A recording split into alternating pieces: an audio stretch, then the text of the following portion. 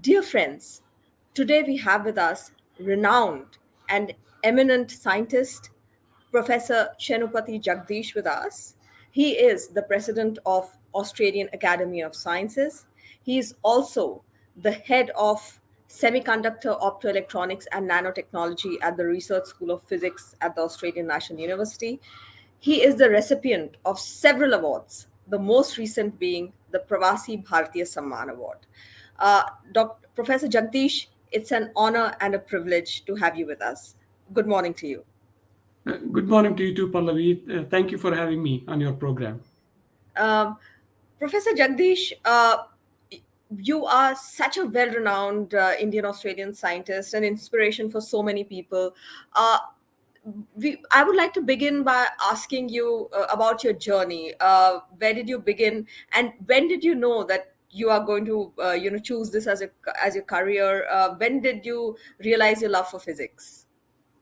Thank you, Pallavi. And I started my life in a very small village in India, in Andhra Pradesh. And I studied in front of a kerosene lamp till I finished my year seven. And then I lived with my maths teacher, Sri Chaganti Samiri Garu, in a neighboring village because there was no high school in my village. And so it was difficult for me to commute from my village, Valurupalem, to Totlavaluru every day because I used to be very weak and I used to get sick very easily. So I was very fortunate that my math teacher has hosted me at his home for 3 years. And I'm grateful to two of my high school teachers, Sri Chaganti Sambareddy garu, my maths teacher, and also English teacher, Sri Vallur Srinivasrao garu. So without those two teachers, probably I'll be plowing the fields in India today. And I want to express first and foremost my gratitude to both of my teachers.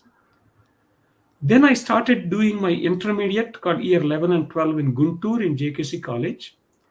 But as you would expect, suddenly, in a young person, a teenager, suddenly get all the freedom to go to a big town and then on your own. And so then, of course, I goofed up. I didn't do as well in my year 12. Then I could not get to engineering. As you know, that in India, in those days, I'm sure that the similar trends also are there now. Yeah. If you are good in maths and you are expected to be an engineer, if you're good in biology, you are expected to be a doctor. So I have always been passionate about maths and physics and science in general.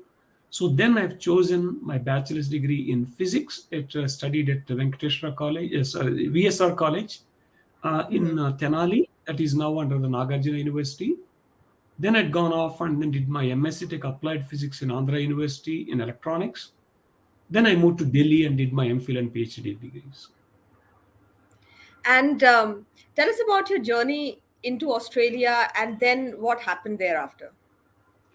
So it's of course after finishing my PhD and then I was looking for postdoctoral fellowships.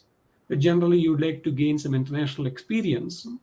So in those days in India, there was no internet, there were no computers, and of course there was no internet everywhere in the world. And computers were just coming up, and we used to get magazines late by 6 months to the library. And I used to apply for all the positions which were advertised in Physics Today and IEEE Spectrum. And but then they never used to give deadlines in these advertisements. We never knew. In those days, information was very limited. We never knew. And so whether these positions were already filled or whether they're vacant, I used to get a lot of rejection letters. And finally, I managed to go to Queen's University in Canada. And then I worked there in a different field than my field of semiconductors in magnetics. And a friend of mine, Professor K. Srinivas, who was working at Queen's University, suggested that. And I worked there for about 2 years. Then a professor in the same department told me that they're starting a new department of electronic materials engineering at the Australian National University. They are looking for some good people. Would you like to go to Australia? So that's how we arrived in Australia in July 1990 with my wife Vidya and our 2-year-old daughter Laya to join the Department of Electronic Materials Engineering Department, and the rest is history. Yeah, it surely is. I would like to ask you how important is the studying of STEM subjects, and to inspire children to get into the sciences, because fundamentally a lot of innovation happens in that area, and perhaps scientific innovation is fundamental to human growth, to the development of society, for materialistic comforts and making human life better. So how important it is to inspire people to go into these subjects. Yes, STEM is absolutely critical for the future of the society and the future of the world. When you want to really deal with any of these global problems, whether you're dealing with pandemics or climate change or any aspects of the society you're dealing with, STEM plays a very important role. So also, if we are moving towards advanced manufacturing and artificial intelligence and so the knowledge-based economies, STEM is going to play more and more important role. So that's why it is very important for younger generation to realize the importance of STEM and then study STEM subjects at the primary school level to the high school level and then the college level and then the university level as well. So even if some people, those who are not choosing to go into STEM in the longer term, and studying STEM really helps people to analyze the information in a logical way and analytical thinking and the evidence-based information analysis will help them to make the decisions when they are making in their life. So that's why STEM subjects have an important role to play. And then I would very much encourage younger generation to think of STEM. And STEM also got a lot of opportunities. So now you talk about very high technology industries, whether you and they're all mostly looking for people in the STEM areas, including in the areas of finance and banking and other areas. They're looking for STEM field people with STEM trained people. So that's why it is important to do studies in STEM. Yeah. Professor Jagdish, if I may ask about your own research in semiconductor, optoelectronics, nanotechnology, if you could tell us a little more about your specialization, that will be great. Thank you, Pallavi. And semiconductor optoelectronics and nanotechnology. Essentially, what we are doing is we are doing nanotechnology, and nanotechnology is then the technology of the future, which is expected to have a huge impact on all industry sectors. We're using nanotechnology to make some of the smallest lasers in the world. We can put about 20 lasers in the width of your hair. That really gives you how tiny these lasers are. Why are we developing these lasers? In the future, we'll be using these lasers for faster communications and also for light-based communications. We have Wi-Fi. We are developing technologies for Li-Fi, light-based fidelity. So Li-Fi technologies, wherever there is light and you'll be able to have the information exchange is possible. And also, you'll be able to use this for sensing applications. And also, you'll have in the smartphones, in the future, we're developing technologies which will allow you to be able to get the holograms coming out of your phones so that you can interact with your families and friends in 3 dimensions. But also, that has an importance in the field of telemedicine, for example. If you're remotely located and a doctor is away, and the doctors will be able to see you in 3 dimensions rather than 2 dimensions, will be able to treat you, for example. We're also using nanotechnology to develop flexible LEDs and again for displays, for example, flexible displays and flexible solar cells, where in the future you'll be able to attach these solar cells onto your backpacks and to be able to charge your electronic devices, or otherwise you'll be able to attach these things onto cars so that wherever these are curved surfaces and other things, so that you'll be able to keep charging your batteries in the cars. The range of applications these flexible solar cells are going to play an important role. Most recently, we've been working on splitting water to generate hydrogen, because hydrogen is seen as a clean energy source and a transportable and storable energy source. While solar cells are very good, but you need to have the batteries. Sometimes batteries could be very heavy, but whereas hydrogen is seen as a clean energy source. And at the moment, the challenge is to really enhance the efficiency of this catalysis process. We are using nanotechnology to be able to enhance the efficiency so that in the future we can develop more efficient the photoelectrodes for generating hydrogen much more efficiently at a cost which is affordable for people as well. So you can see that we work in a broad range of areas, including Yeah. in neuroscience. We are developing nanotechnology or nanoelectrodes for understanding brain and particularly understanding diseases like Alzheimer's disease and dementia, so that we can be able to help people with dementia and Alzheimer's in the longer term. Yeah, and when we talk about nanotechnology, just for viewers, it's basically technology at a really small scale. Like we are talking at Absolutely. atomic level scale here, I think. Yes, absolutely, Pallavi. And then see, all of us know that we can use Lego blocks and then be able to make whatever structure you want. Hmm. And instead of using Lego blocks, we're using atoms and molecules to engineer the materials to be able to make whatever the sizes and shapes we can really be able to create. Hmm. What happens is that when you go to nanoscale, the material properties change. The number of atoms on the surface are quite significant, so that means nanomaterials are much better in terms of sensing and for catalysis, for chemical reactions, and also they've got quantum effects. These quantum effects could be used for display applications, and already you can see that in the marketplace, there are something called QD TV or QD LED TV. So essentially, they're using something called quantum dots. These are small nanoparticles which are emitting different colors of light, and that helps in terms of able to get a much better and much brighter the images on your TV, for example.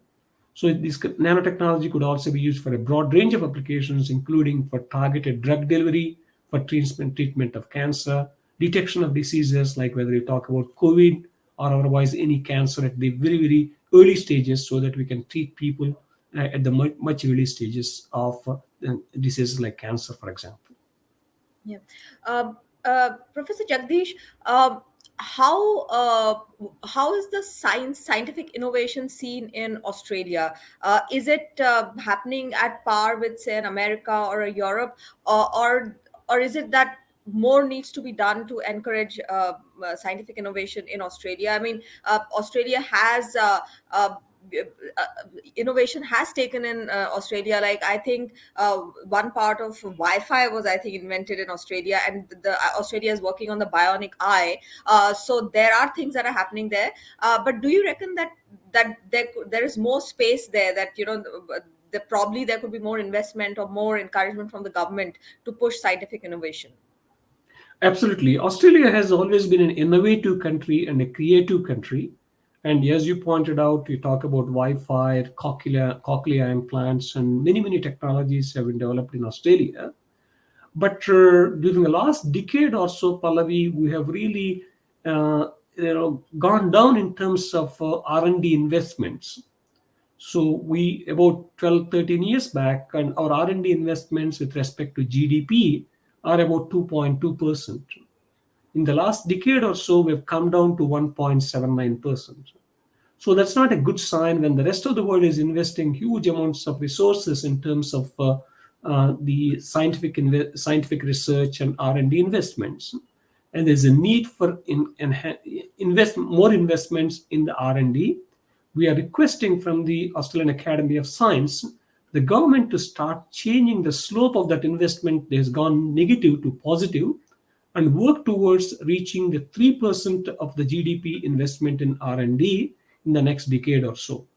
Because the larger the investments in R&D, and then we'll be able to, in a better position to be able to get into advanced manufacturing, skilled positions and skilled jobs, and then also it has a huge impact on the economy as well. If you go and look at the countries like Israel, I know they're investing now close to 5% of their GDP in R&D, and Korea is investing more than 4%. And then you talk about US, Germany, Sweden, Switzerland, all these countries are investing more than 3% or so. If you want to stay relevant and want to be a key player globally, and also nationally provide high quality services and high quality of life for our people, more investment in R&D is absolutely critical for the future of the country. And just talking about India, what do you think of India in terms of scientific innovation, and what are your thoughts on what's happening in India? So India, of course, I mean, there's lots of exciting research is happening in India in certain areas. And but India being a big country with a large population, and so that means the challenges are much more complex. But at the same time, in order to solve, sometimes the government start thinking about well, we do not have the resources to be able to invest in R&D because we've got other demands. My answer to that quandary is that in fact, investments in R&D can solve lots of problems which any society or a country is facing. And again, I would urge the Indian government also to continue to invest more in science and technology, which can really find solutions to some of the societal problems. India, of course, is I mean, bright. There are a lot of bright young people, and there's lots of exciting research is happening in many areas. But more investments will make India in a stronger position. And I understand that India's population is almost reached number one now, or about to reach number one in the world. So that means Yeah. the more investments are needed, and the science and technology or a STEM can find lots of solutions to societal needs. Yeah. And I would also like to ask you, at what level is the scientific collaboration between Australia and India currently in different fields, and especially in your field? And do you see that this has actually increased over the last decade or so? And do you foresee that it's going to get even stronger going forward? Yeah, means Australia and India have means the in the recent years the collaboration has increased, and particularly we got something called Australia India Strategic Research Fund, which both the Australian government and Indian government invested during the last 15 years or so, and that has really helped to bring the Australian scientists and Indian scientists together. But there's always more scope for further investments in really bringing both the countries together. Particularly, both the countries and both the governments have realized the importance of this relationship between Australia and India. And as you know, that Australia and India recently have signed a free trade agreement. That's a very good sign. And also, strategically, both the countries have identified the importance of each other in the Asia Pacific region, particularly in the Indo Pacific region. So that's why means there's more scope for it, and I do hope that this relationship will be stronger with time. And considering that both are vibrant democracies, they got the similar value system, and so also that the English language is common language also in both the countries as well. Though of course India has got many languages, and but most of the educated people can speak English, and also they're well trained as well. So there are lots of opportunities, including in the space of science and technology and education as well. Yeah. And just what would you like to say to conclude to all our viewers? You have had such an accomplished career, and such an inspiration for so many young scientists around the world. What would you like to say? Anyway, first and foremost, I'm grateful to both the countries of India and Australia. India is the one where I was born and educated, and India nurtured me from my childhood to adulthood, and for which I'm most grateful. And also to Australia for providing me the opportunity to prove myself as a scientist. And I'm grateful to both my countries. First and foremost, that's I want to express my gratitude to both the countries, and also both the countries have honored me. And as you know, that in Australia has honored me with the Companion of Order of Australia, the highest civilian honor given in January 2026, Australia Day honors, and also most recently India in 2023 January, the Pravasi Bhartiya Samman Award as well. So that's, and then in terms of the younger generation, the what I would simply say to people is that if is a boy from a small village can become in India can become the president of the Australian Academy of Science, can get the highest honors from both the countries, and in this modern world, and so the sky is the limit in terms of their future. So the self belief is the most important thing in life. Once if we don't believe in ourselves, nobody else is going to believe us. So that's why the advice to the younger generation is believe in yourselves and work hard and work smart. And the of course you always have problems, and then resilience is very important. Nowadays people are using word called resilience, persistence and perseverance and grit is what another word people typically use these days, is very important. And everything is possible in life if you believe in yourself and work hard and smart. And then essentially, sky is the limit for you. Aim high, work hard, and achieve whatever the dreams and goals you may have. Professor Jagdish, it's really been an honor and a privilege. Thank you so much for joining us. Thank you very much, Pallavi, for having me on your program, and good luck to you and to your audience as well.